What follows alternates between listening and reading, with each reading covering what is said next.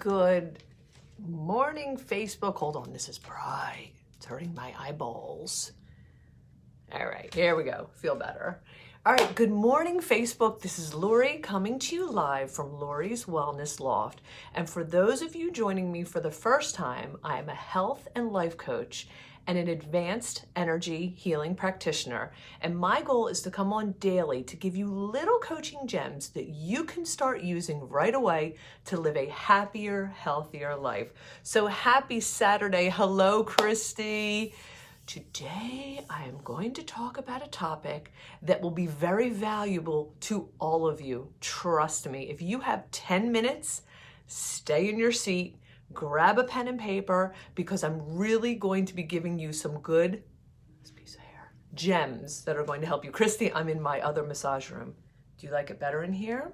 Because Jen is doing massages in the coaching room. So anyway, I have a different backdrop, so it looks so different. Amanda, I hope you're feeling better. I know you're under the weather, but hopefully this broadcast will help brighten your spirits.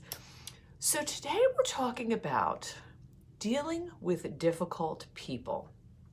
And listen, guys, the holidays bring them out of the woodwork. Do you notice?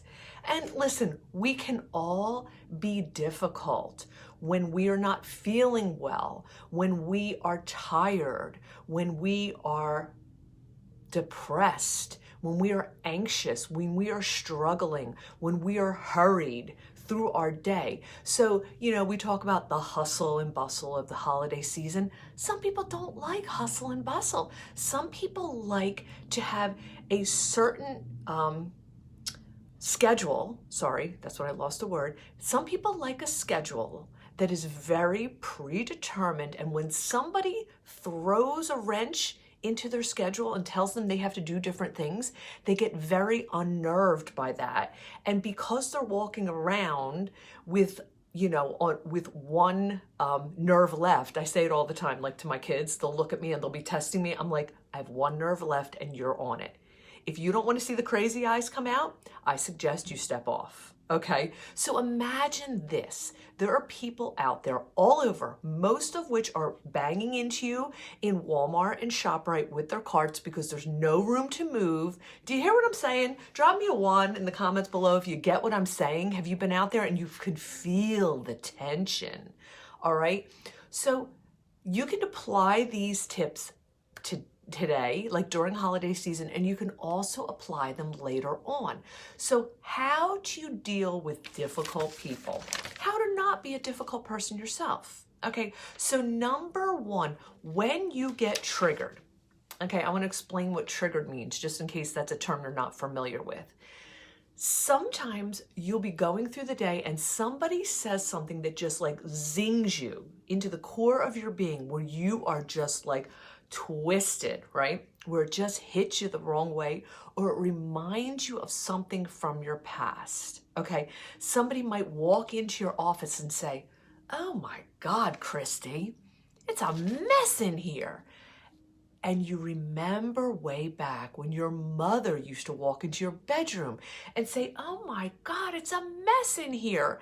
And it just triggers you. It brings you back to a time when you were feeling not so good about yourself, when you were feeling judged, when you were feeling frustrated or angry. It's not necessarily the person that walked into your room and said your desk is a mess, but you're remembering the past, okay? So they're triggering you. So the first thing is realizing it's not necessarily the person you are dealing with in the moment, okay? So it's being aware of your feelings and where you're coming from. So that's the first thing you want to do, is realize if you're being triggered, okay?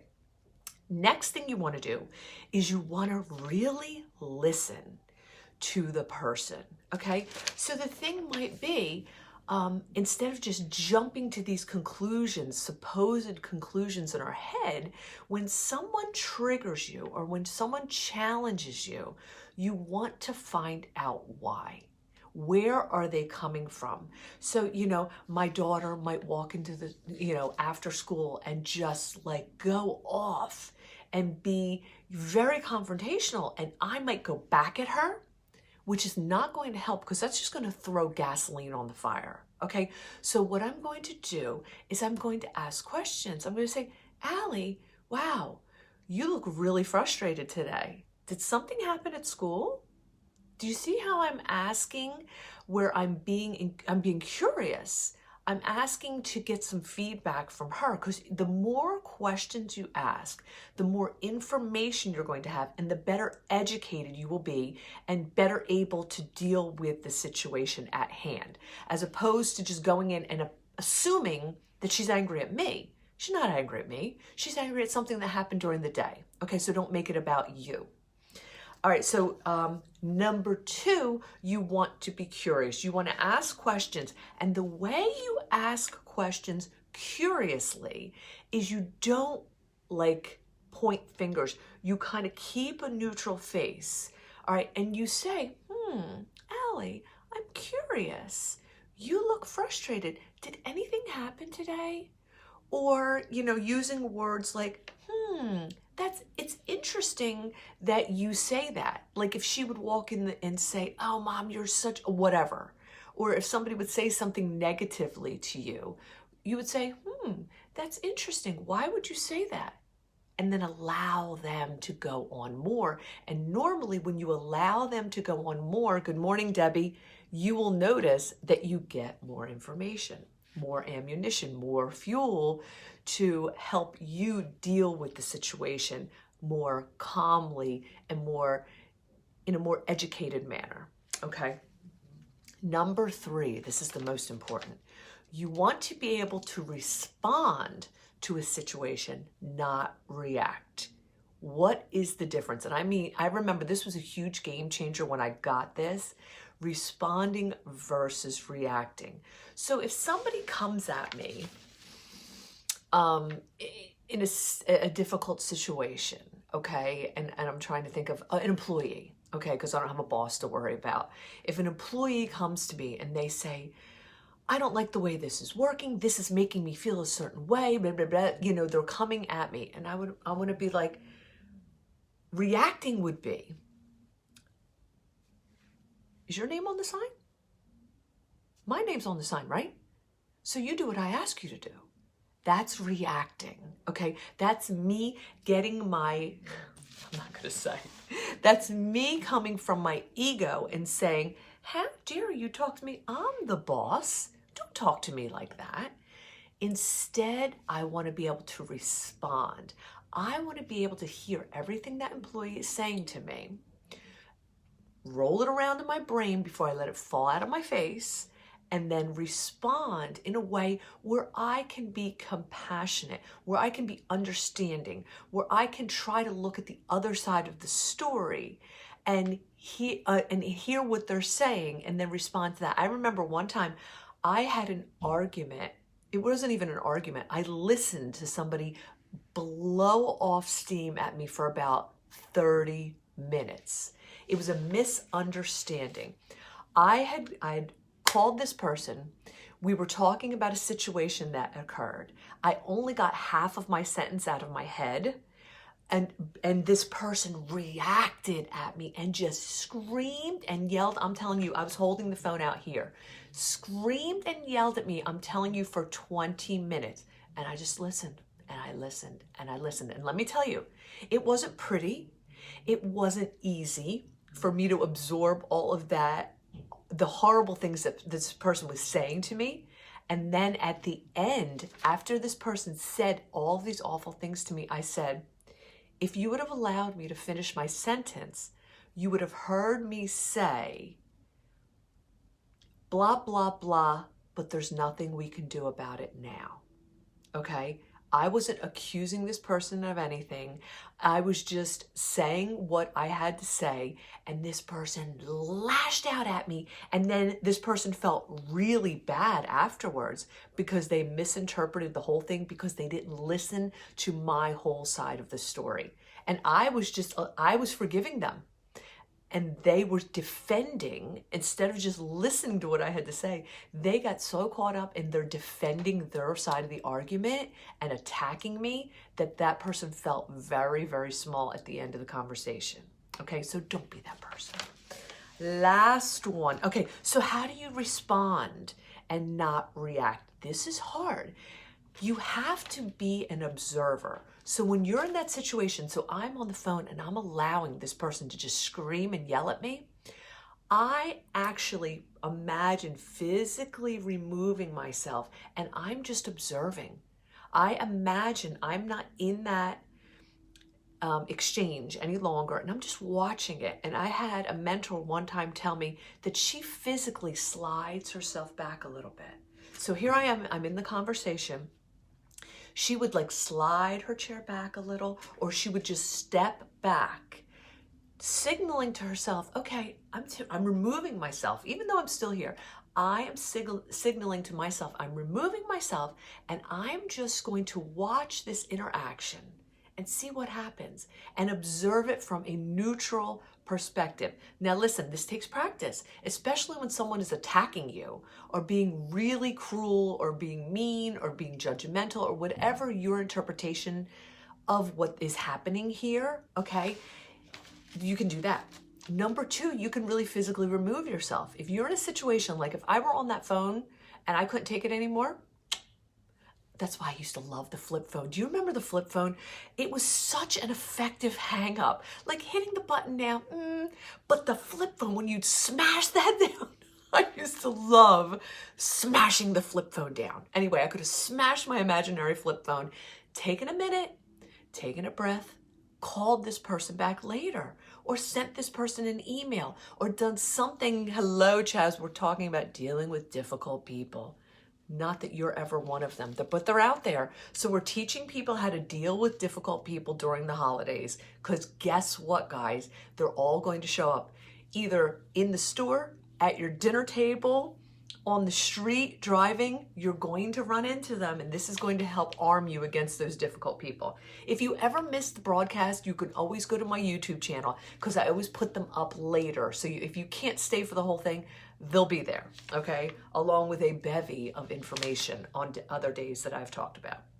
All right, so you can take a breath, you can step out, you can remove yourself physically from the situation and come back later when you feel better, or and you formulate your response before you explode. Now listen, when someone triggers you, the first thing you want to do, because you're going back to the 4-year-old you want to defend. You want to defend yourself and you want to attack, but that doesn't help, especially when you're dealing with somebody who is difficult, who already has their feathers in a ruffle. Hello, Casey, I'm trying to wave to you. So you don't want to throw more gasoline on the fire. You want to calm down. You want to keep your tone low. You want to keep your facial expressions neutral. You don't want to start pointing fingers and escalating because then you're in a shouting match. This is not what you want, okay? So you bring it down. Take a breath, take control, okay? The last thing is you have a choice. You don't have to engage in the drama. You don't have to be a part of their story. You can just look at them and say, interesting. I'll talk to you later about that. Let me know when you calm down and we'll have a mature discussion about that. And sometimes that will piss the person off even more.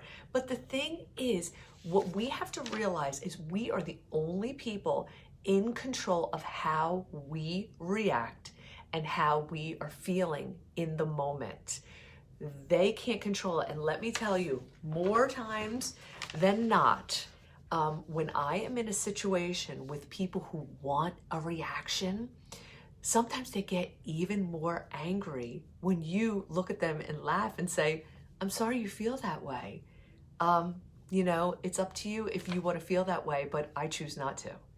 And I've had people in the past say to me, especially, misery likes company. And people, when they're angry and they're frustrated, they want you to chime in and be a part of the drama. And when you decide to rise above it, and just to be you and shine light on a situation, a lot of times they're not going to like it. And I've had people say to me, and I'm sure you've had this experience, oh, well, Lori, you're so happy all the time. I'm so tired of you being so happy. And people have said to Chris and I together at times, because Chris is a really happy, positive person. And they're like, oh, now I have to deal with the two of you in stereo. Like I have two of you now. Oh, well, if you don't want to deal with our joy, oh, well, you have a choice as well not to be involved in our joy. So if this was helpful, please drop me a 1 in the comments below. If I lost you, please drop me a 2 in the comments below. And if you felt that this was of value and you would like to help me spread this word to your friends and family, please hit that little share button in the corner of your phone and share this message on your timeline so that I can help your friends and family as well. Wait, there's more. I am also doing a giveaway today. For anyone who comes in the studio today to purchase a holiday gift card, you will be entered into a raffle to win a free massage or Reiki treatment. So this is for today only, Saturday. We are going to be, Jeffrey, I am giving away a massage for people who come in today and buy a gift card in the studio. One person will be winning a massage here at the loft. We also, I'm really live, Jeff. Yeah, I'm really live. And we were talking about difficult people, which you don't happen to be. You are the most easy little nugget that I know, but you try to be difficult, the big bad wolf that you are. But anyway, we also have instant gift cards available online 24/7, but anybody who walks through my door and gives me a little holiday cheer and buys a gift card, you will be entered to win a free massage today only. So I hope you all have a wonderful holiday, and I will talk to you soon.